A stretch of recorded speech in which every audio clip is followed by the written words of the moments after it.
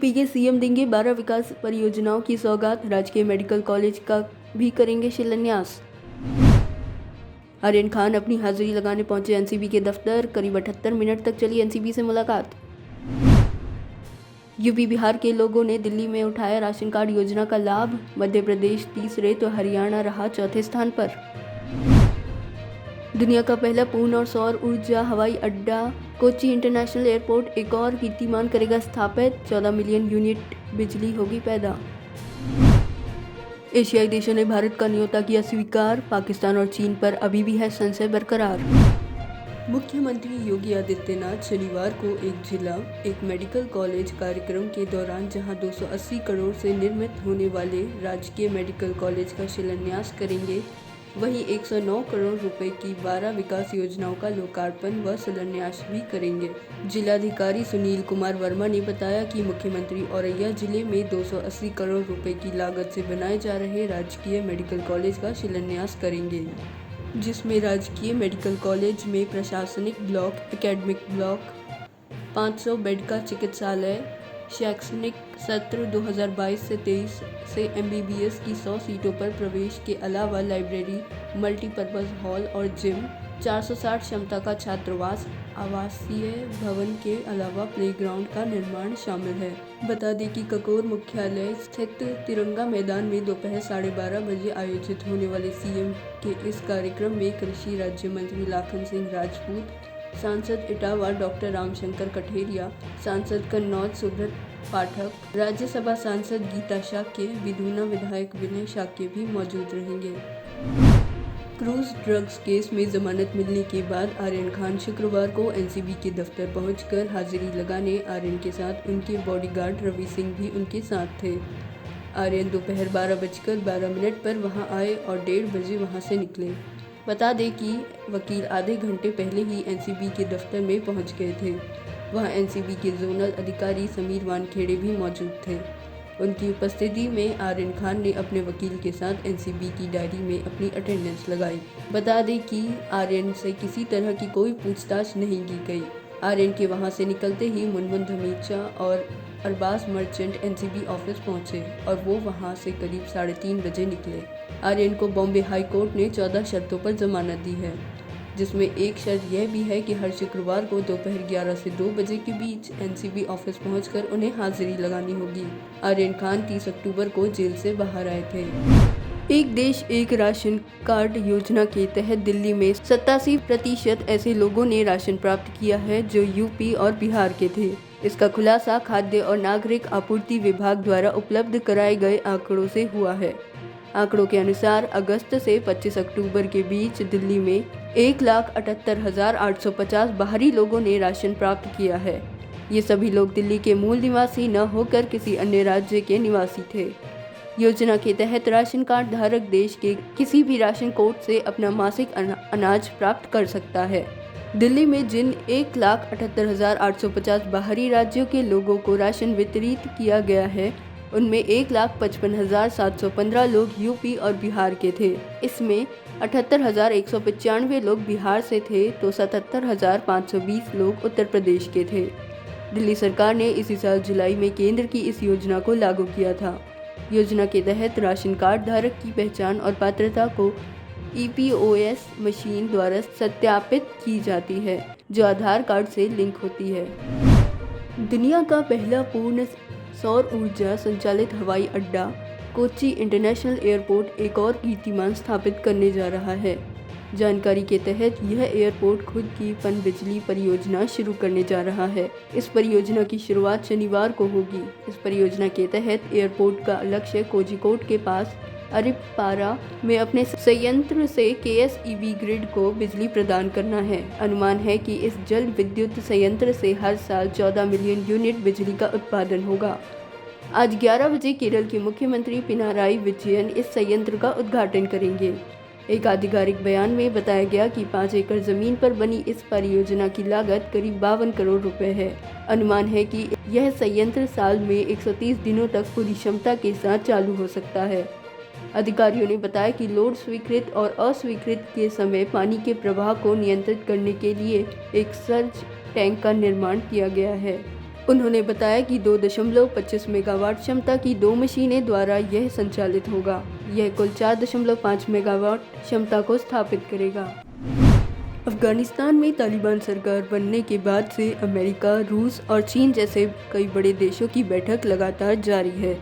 इसी क्रम में अब भारत में भी राष्ट्रीय सुरक्षा सलाहकारों की बैठक होने जा रही है। यह बैठक 10 नवंबर को दिल्ली में होगी। इसकी अध्यक्षता भारत के राष्ट्रीय सुरक्षा सलाहकार अजीत डोभाल करेंगे। इस बैठक में भाग लेने के लिए जहां रूस, ईरान और मध्य एशियाई देशों ने अपनी भागीदारी की पुष्टि कर दी है, वहीं चीन और पाकिस्तान की तरफ से अब तक कोई जवाब नहीं आया है। वहीं पाकिस्तानी मीडिया के अनुसार पाकिस्तान के राष्ट्रीय सुरक्षा सलाहकार मोईद यूसुफ ने भारत में अफगान मुद्दे पर होने वाली NSA की बैठक में भाग लेने से साफ इनकार कर दिया है। उन्होंने कहा है कि वे इस बैठक में भाग नहीं लेंगे। हालांकि अभी इसकी आधिकारिक घोषणा नहीं की गई है। NSA की बैठक में भाग लेने के लिए चीन को भी आमंत्रण दिया गया है, लेकिन अब तक कोई जवाब नहीं आया है। कई राजनीतिक विश्लेषकों का कहना है कि चीन अपना नफा और नुकसान देखते हुए निर्णय लेगा। अमेरिका फार्मा कंपनी फाइजर ने दावा किया है कि कोविड-19 के खिलाफ उसकी एंटीवायरल गोली से मृत्यु या गंभीर रूप से बीमार होकर अस्पताल में भर्ती होने की जोखिम 79% तक कम हो सकती है। हाल ही में उसकी प्रतिस्पर्धी कंपनी मर्क ने दावा किया है कि उसने कोविड रोधी गोली इजाद कर ली है। इसके बाद कोरोना रोधी गोली बनाने को लेकर फाइजर का दावा सामने आया है। ब्रिटेन ने तो मर्क की गोली के आपात इस्तेमाल की मंजूरी भी दे दी है। मर्क की गोली दुनिया की पहली कोरोना रोधी गोली है। अमेरिका समेत दुनिया भर में अभी कोरोना संक्रमण से बचाव के लिए अधिकतर इंजेक्शनों या टीकों का ही इस्तेमाल हो रहा है। हाल ही में फाइजर की प्रतिस्पर्धी दवा कंपनी मर्क ने कोविड-19 रोधी गोली तैयार करने का दावा किया है।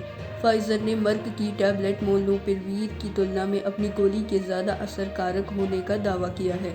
फाइजर ने कहा कि वह अपनी गोली के लिए अंतरिम परीक्षण के नतीजे जल्द पेश करने की योजना बना रही है। फाइजर के इस दावे के बाद अमेरिकी शेयर बाजार में उसके शेयर के दाम 13% बढ़कर $49.47 हो गए हैं, जबकि मर्क के शेयर 6% गिरकर $84.69 पर आ गए हैं। फाइजर ने यह भी कहा है कि उसकी एंटीवायरल टैबलेट का परीक्षण उसने पूर्व में रोक दिया था। तब उसने कोरोना से मौत व अस्पताल में भर्ती होने का खतरा 79% तक कम करने में कारगर होने की पुष्टि की थी। फाइजर अब तेजी से इस पर आगे बढ़ेगी। हालांकि कोरोना रोधी टैबलेट को लेकर न तो फाइजर और न ही मर्क ने अपने ट्रायल के डाटा उपलब्ध कराए हैं। फाइजर ने कहा है कि वह उसके अंतरिम परीक्षण के आंकड़े पेश करने की योजना बना रही है। उसने यह दावा अपनी पुरानी एंटीवायरल दवा रिटोनेविर के कॉम्बिनेशन से तैयार की है। इसके आपात इस्तेमाल की इजाज़त के लिए अक्टूबर में अमेरिकी खाद्य और औषधि प्रशासन के समक्ष आवेदन किया गया था। फाइजर के अनुसार कॉम्बिनेशन ट्रीटमेंट के तहत पैक्सलोविड ब्रांड नाम की गोली एक दिन में 2 बार देनी होगी। श्रीनगर के बेमिना इलाके में शुक्रवार को आतंकियों ने फायरिंग की, जिसके बाद आतंकी फरार हो गए। हमलावरों की तलाश में इलाके की घेराबंदी कर अभियान शुरू किया गया। इस हमले में अभी तक नुकसान की कोई सूचना नहीं है। श्रीनगर पुलिस ने बताया कि इलाके में फायरिंग के बाद अधिकारियों और सुरक्षा बलों के बीच कुछ देर मुठभेड़ भी हुई। हालांकि लोगों की मौजूदगी का फायदा उठाकर आतंकी फरार हो गए। सूत्रों का कहना है कि इस नापाक हरकत के पीछे हाइब्रिड आतंकियों का हाथ है। घाटी में विकास और अमन बहाली के चलते आतंकी संगठन इस तरह के आतंकी हमलों को अंजाम देकर लोगों में खौफ उत्पन्न करना चाहते हैं। कश्मीर घाटी में टारगेट किलिंग के बाद हाइब्रिड आतंकियों और संदिग्धों की पहचान के लिए चेहरे की पहचान करने वाली तकनीक लाने की तैयारी की जा रही है। इसे लेकर श्रीनगर नगर निगम से बात की गई। इसके लिए फेशियल रिकॉग्निशन टेक्नोलॉजी लाई जाएगी। इससे CCTV में कैद होने वाले संदिग्धों की पहचान करने में आसानी होगी। इस तकनीक के तहत पुलिस के पास एक डाटाबेस भी होगा जिससे इनकी पहचान की जाएगी। सूत्रों का कहना है कि श्रीनगर से शुरुआत की जाएगी। इसके बाद पुलवामा, शोपिया, कुलगाम आदि में इस तकनीक का इस्तेमाल किया जा सकता है। इस तकनीक के तहत हाई रेजोल्यूशन वाले कैमरे लगाए जाते हैं। एक बायोमेट्रिक सेटअप बनाया जाता है। कैमरों से खींची गई तस्वीरों या वीडियो में दिखने वाले शख्स को बायोमेट्रिक सेटअप के जरिए इस्तेमाल किया जाता है। इस सिस्टम में पुलिस अपराधियों, आतंकियों और संदिग्धों की पहचान कर सकती है। जम्मू कश्मीर पुलिस और श्रीनगर नगर निगम मिलकर इस तकनीक के लिए प्रयास कर रहे हैं। इस समय पुलिस किसी व्यक्ति की तस्वीर या वीडियो की पहचान के लिए उसे गुजरात की FSL और चंडीगढ़ की FSL के पास भेजती है। नई तकनीक आने से त्वरित जांच हो सकेगी। पंजाब कांग्रेस प्रधान नवजोत सिद्धू ने इस पद से अपना इस्तीफा वापस ले लिया है। शुक्रवार को चंडीगढ़ सेक्टर 27 स्थित प्रेस क्लब में आयोजित प्रेस कॉन्फ्रेंस में सिद्धू ने ये घोषणा की। हालांकि सिद्धू ने ये शर्त भी रख दी है कि नई अटॉर्नी जनरल की नियुक्ति के बाद ही वे पदभार ग्रहण करेंगे। उन्होंने साफ किया उनका इस्तीफा व्यक्तिगत अहंकार का मामला नहीं था, बल्कि हर पंजाबी का हित था। इस दौरान सिद्धू ने CM चरणजीत सिंह चन्नी के साथ किसी भी मतभेद से इनकार किया। उन्होंने कहा कि मैं CM से मिल रहा हूँ, मैं उनसे पिछले 1 महीने से बात कर रहा हूँ। पहली बैठक पंजाब भवन में थी। उस समय बात यह थी कि DGP पर पैनल आएगा और 1 हफ्ते में चीज़ें तय हो जाएंगी। उन्होंने कहा कि 90 दिन की सरकार है, 50 दिन हो गए, मैं उनसे राज्य के लिए बात करता हूँ, व्यक्तिगत कुछ भी नहीं है। राज्य के लिए जो भी अच्छा किया जा सकता है उसके लिए मैं उनसे बात करता हूँ। मैं जो भी करता हूँ पंजाब के लिए करता हूँ। मैं पंजाब के लिए खड़ा हूँ। पंजाब मेरी आत्मा है, यही मेरा लक्ष्य है। साथ ही सिद्धू के इस्तीफे का एक बड़ा कारण APS देओल की महाधिवक्ता पद पर नियुक्ति था। मुख्यमंत्री चरणजीत सिंह चन्नी के द्वारा AG के पद पर देओल की नियुक्ति किए जाने के बाद से ही सिद्धू नाराज चल रहे थे।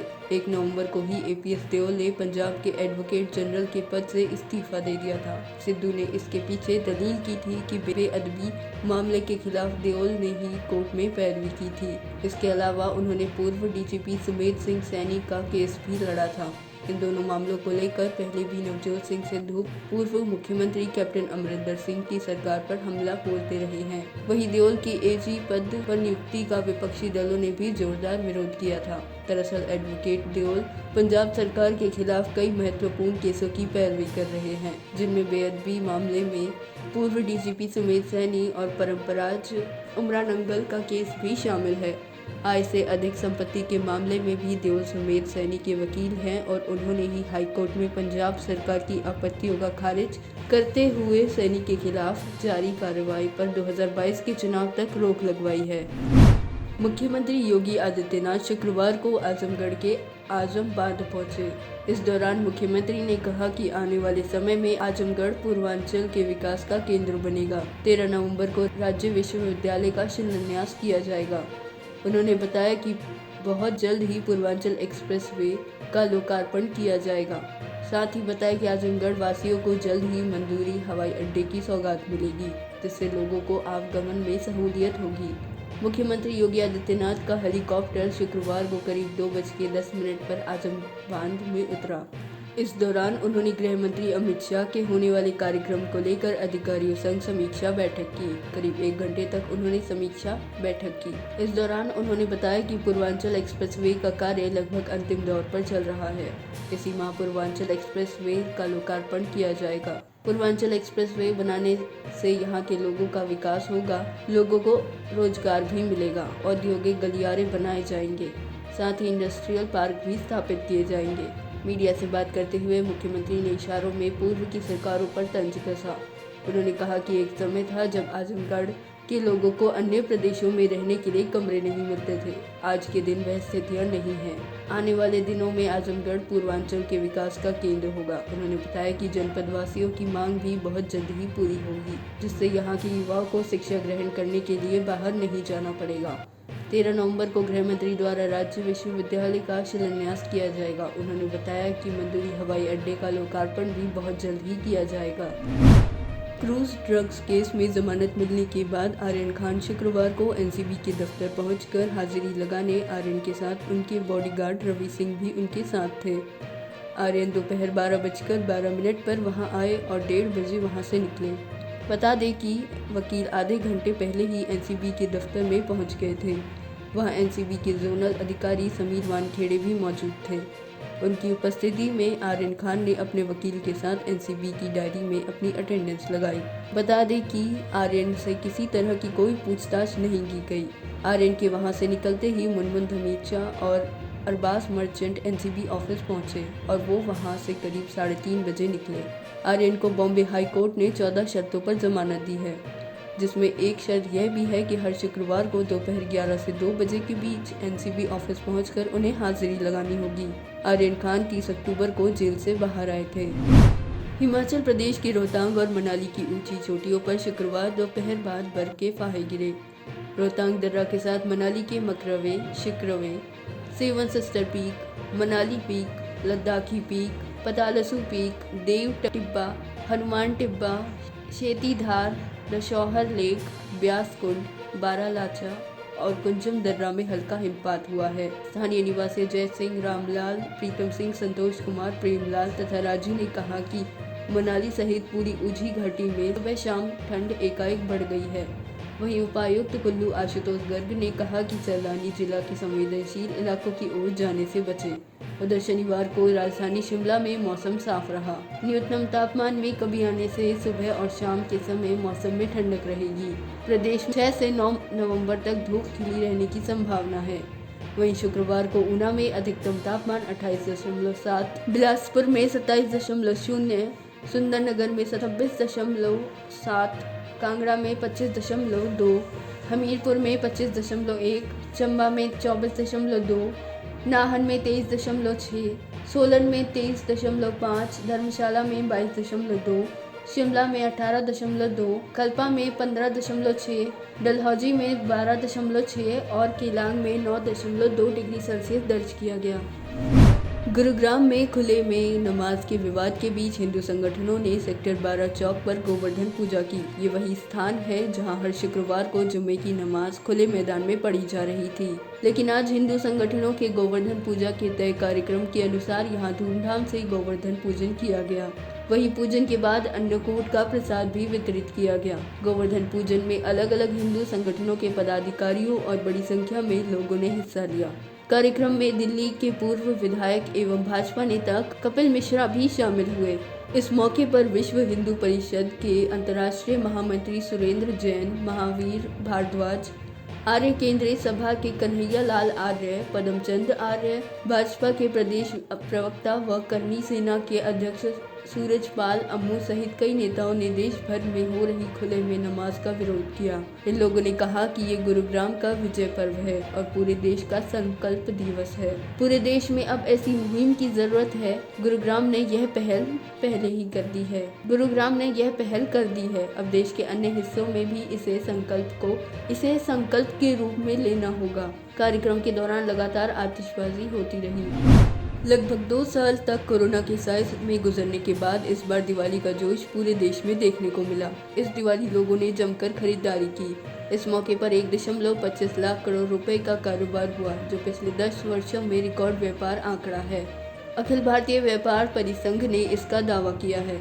CAIT ने कहा कि इस साल दिवाली पर चीन को करीबन 50,000 करोड़ रुपए का नुकसान हुआ है। CAIT का कहना है उसने पिछले साल चीनी सामान के बहिष्कार का आह्वान किया था। CAIT के राष्ट्रीय अध्यक्ष BC भट्टिया के मुताबिक चीन के सामान कम रखने का असर दिख रहा है। उन्होंने ये भी बताया कि इस साल छोटे कारीगरों, कुम्हारों, शिल्पकारों और स्थानीय कलाकारों ने अपने सामान की ज्यादा अच्छी बिक्री की है। CAIT के मुताबिक दिवाली में खास तौर पर FMCG सामान, उपभोक्ता सामान, खिलौने, बिजली के उपकरण और सामान, इलेक्ट्रॉनिक उपकरण और सफ़ेद सामान, रसोई के सामान और सहायक उपकरण, उपहार के सामान, मिठाई, होम फर्निशिंग, टेपेस्ट्री, बर्तन, सोना और गहने, जूते, घड़ियां आदि खूब बिकी। इसके अलावा फर्नीचर, कपड़े, फैशन परिधान, घर की सजावट के सामान, मिट्टी के दिए सहित दिवाली पूजा के सामान, देवता, दीवार पर लटकने वाली सजावटी वस्तुएं,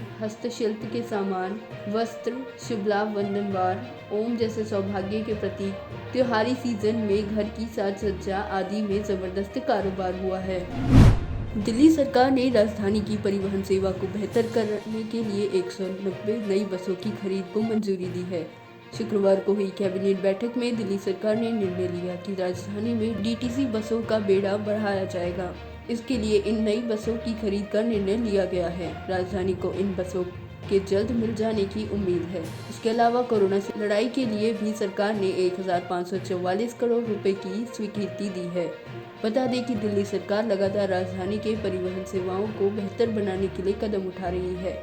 इसके पहले भी ई बसों की खरीद को मंजूरी दी गई थी। अब इसके बाद 190 नई बसों की खरीद को स्वीकृति दी गई है। इससे राजधानी की परिवहन सेवा को बेहतर बनाने में मदद मिलेगी। सरकार यह भी मानती है कि राजधानी में कोरोना के मामले कम अवश्य हुए हैं, लेकिन इसके प्रति खतरा अभी बरकरार है। यही कारण है कि सरकार कोरोना को लेकर अभी भी कोई ढिलाई बरतने को तैयार नहीं है। कोरोना के इस हालात में इसे आगे न बढ़ने देने के लिए इसके प्रति सतर्कता बेहद आवश्यक है। यही कारण है कि सरकार ने 1544 करोड़ के बजट को स्वीकृति देकर लड़ाई को और मजबूत बनाने का काम किया है। आर्यन खान को जेल तक पहुंचाने वाले एनसीबी के जोनल डायरेक्टर समीर वानखेड़े को क्रूज ड्रग्स केस से हटा दिया गया है। अब आर्यन खान समेत ड्रग्स से जुड़े 6 केस की जांच एनसीबी की ऑपरेशन विंग को सौंपी गई है। इस विंग के deputy director IPS Sanjay Singh के नेतृत्व में एसआईटी क्रूज ड्रग्स केस की जाँच करेगी।